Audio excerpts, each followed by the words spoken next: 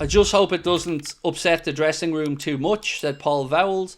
I think the dressing room knew about this because a lot of people seem to know about this. But what really got under my skin was one particular aspect of a post from Fabrizio Romano. And I don't mean this like I'm having a go at Fabrizio Romano. I mean this from the point of view of, if this is true, it looks really bad on certain people. And that's what my post on X about the journalist was about. So let me read this out to you. And again, I'll explain my take.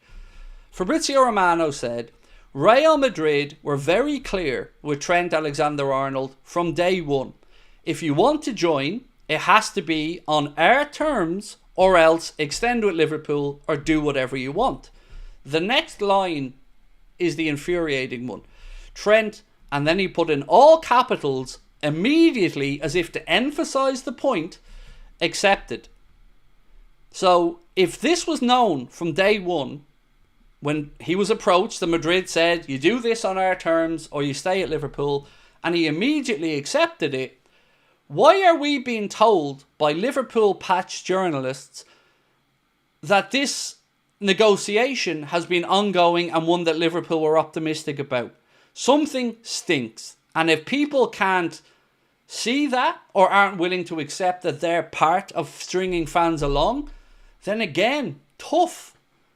Because we were all told, be positive, be optimistic. The club are optimistic. There's been no indication that Trent wants to leave. Well, Romano said as soon as Madrid said it's our way or the highway, he immediately accepted.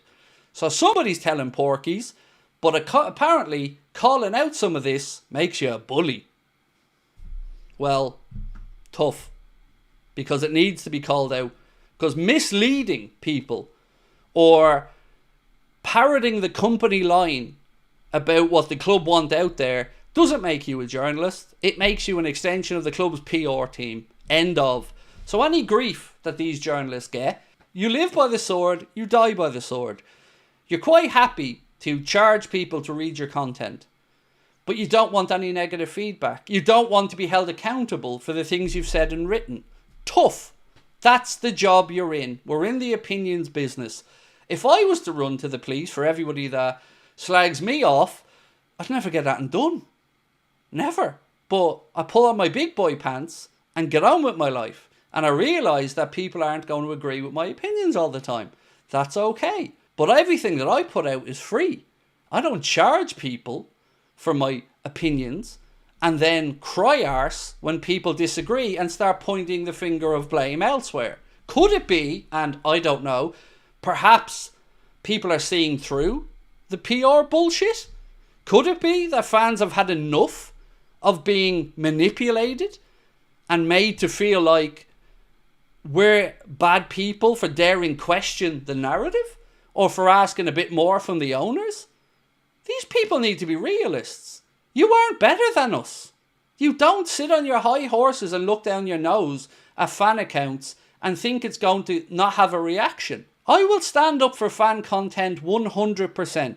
I will stand up for all of those accounts on X and social media who have been belittled by some of these journalists.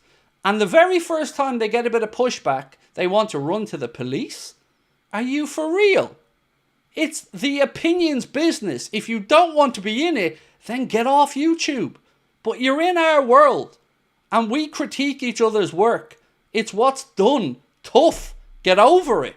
Do you agree with me, by the way, folks? Do you think that we've been dragged along in this as fans? By the club, maybe? By some journalists covering the club? Because I certainly feel like we've been spun a yarn, you know? Because it's been pretty clear that Trent's heading off. And I've said it upfront and honest all the way through. I don't know what's going on, but my reading of it is he's likely to go. So I don't understand how these guys are so thin-skinned that they think they're above criticism or above being held to account for their work. These guys are quick enough to jump on socials, to belittle fans, to call other businesses bad firms. Not me, another Liverpool fan account. Bitch about them behind their back.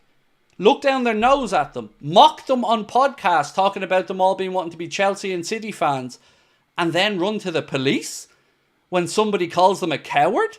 That's not being a journalist. That's something a child would do. Grow up. Ash, how are you, bro? Said, hi guys, hope everyone's well. Good to see you, my man. Hope you had a good holiday. I agree with you 100%. Darth Cannabis said, I agree, they led us on. You're absolutely right, said Nomad. Yes, 100%, especially journalists afraid to lose their press cards.